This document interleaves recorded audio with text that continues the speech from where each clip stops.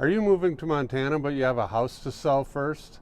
In this video, we'll talk to a local lender and tell you everything you need to know to make this happen as smoothly as possible.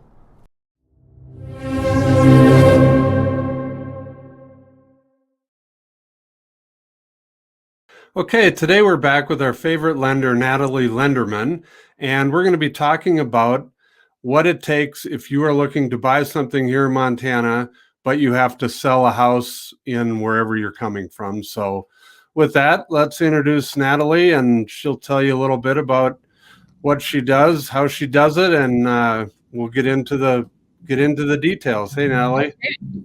I'm Natalie Linderman. I work with Bay Equity Home Loans. We have an office in Whitefish and in Kalispell, but we service throughout the state of Montana. A little bit about me. I do live in Whitefish, have 2 kids in the school system here. Love Montana. I've been in mortgages for about 15 years and started my career in banking doing credit analyst, general lending, construction lending, commercial, and residential. But of course, I am lender woman. And so I love doing residential lending, which is all I do now. Well, great. Well, let's get into this. In this video, we're going to be talking about people that are moving here from out of state or even a different town in Montana, it doesn't matter. And the things you need to know as far as getting a loan. So if you want to take it away, Natalie, and hit all the topics. Sure. Well, I think one of the first questions that comes up when someone says, we're ready to move to Montana, but we're not sure how to make it all work. We might have a residence to sell. And so typically I say, okay, well, what are you comfortable with? Because at the end of the day, I'm not the one that's going to be responsible for making 2 mortgage payments. So if that's the first option, we'll take a look and seeing if they qualify with 2 mortgage payments or 2 mortgages, or maybe they don't owe anything on their home. If it is a situation where they have to sell that residence in order to qualify, I always refer them back to, a local agent in the market in which they need to sell, as well as the lender that or not lender, but their agent that they're working with here. Will, are you seeing sellers a little weary accepting offers contingent on the sale of another residence? Oh, for sure, especially in this market. It's such a good seller's market right now. There's usually, there can be multiple offers, which happens quite often. And, so if you make an offer contingent on the sale of your house, that's not a great offer, unless what I tell people is if they can get their house, wherever that may be, under contract, then the contingency offer doesn't look so bad. That's what I've been advising people. Yep. And so, someone that's just starting this process and they've just put together the pieces that they want to move to Montana, they want to sell their home, I typically tell them, again, to talk to an agent in their market that they're needing to sell, to get an idea of the timeline. Like, how long is it going to take to sell a residence in that price range? The other thing that's really important when someone's selling and buying is to figure out what their net proceeds are going to be. I have had times where a client totally forgot that they had a HELOC on the residence that they were selling. So their proceeds were a little bit less than what they were hoping they were going to walk away with. So those are really important conversations to have when you're selling a home, to figure out what kind of money you have to put into the next. So maybe you could explain HELOC real quick for those that may not know what that is. So a HELOC is a home equity line of credit. And people take those out for home improvements or debt consolidation. There's many different reasons that people acquire a HELOC, but it is a lien and it's attached to the property. So anytime that you sell a residence, any liens have to be paid off in order to transfer that title, which comes off of what your net proceeds are. So, yeah, and another thing I've been telling people too is our rental market up here is just as bad as if not worse than the housing market as far as availability. So to thread the needle or to make it work where you sell your house in, Dallas, wherever, and then be able to move into one up here is almost impossible Right.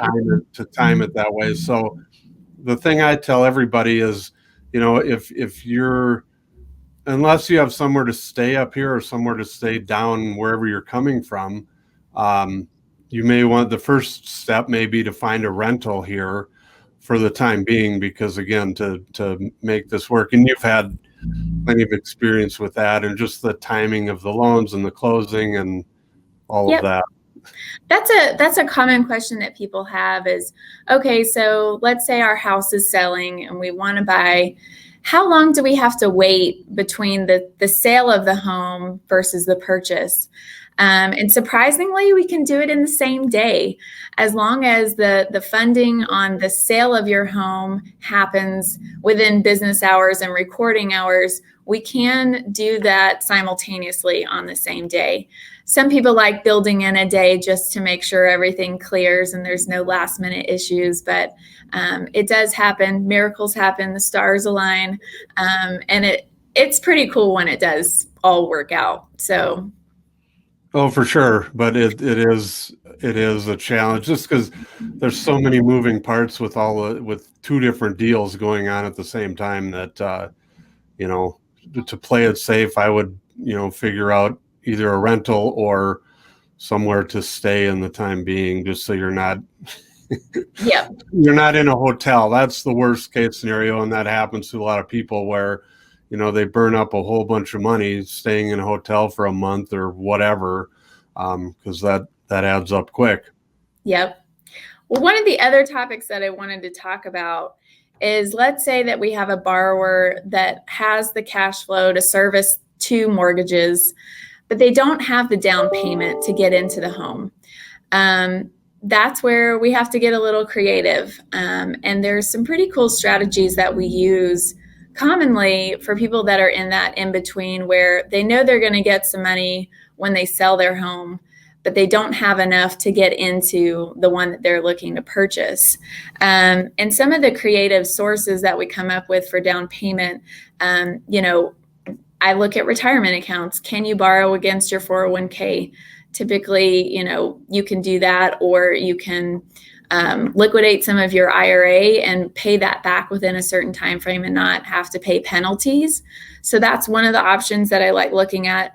Another would be to take out a home equity loan. We just talked about that. Getting into that equity, taking that money and applying it towards the purchase. They do have to work with a local bank. If it's in Montana, of course, I can help with that piece. But if they're coming from California, I would recommend reaching out to a local lender there to get a home equity loan. The sale of an asset. So maybe you're selling cars or something that, is going to produce that money to get into the home. We do have to track that. So we can't just use a briefcase of cash for down payment. The other one that I have used quite a bit is a gift. And I have a little graphic for you. This is straight from Fannie Mae and Freddie Mac. But what you can see is it's not black and white. There are different scenarios in which we can use a gift, but it does need to come from a family member or a relative. And there's ways that we have to document that, but it is one way that we can, Band-Aid that situation for the transition to Montana. So is there anything else that people can use? And then my other question too is, if you're digging into your IRA or pulling money out of it, I would suggest, and I'm sure Natalie will agree, to talk to your financial person and make sure you're not taking a massive hit on that. That is correct. And there are some timelines in there that you want to make sure you're, paying it back, especially that IRA. Another solution for down payment, checking savings, maybe selling some stock for a short period of time. But I think it's really important to just note that having that conversation with a local experienced lender is important, starting that pre-approval process so that we can really identify the strategy that works best for you and your family. All right. Well, I think that'll wrap up this episode, and we're going to have Natalie back for another one here soon. So if you're watching this one, make sure to check out the other ones with Natalie, and we'll keep hitting on all these financing topics. And I'll put Natalie's link down below. And is there anything else you'd like to say, Natalie? So yeah, my link is below, and you can submit an application and I'll give you a call and we can start walking through the process of getting you pre-approved. All right. Well, thanks for watching. Thanks, Will. Thank you for watching our video. Please call, text, or email for more information. And don't forget to watch our other videos about Montana.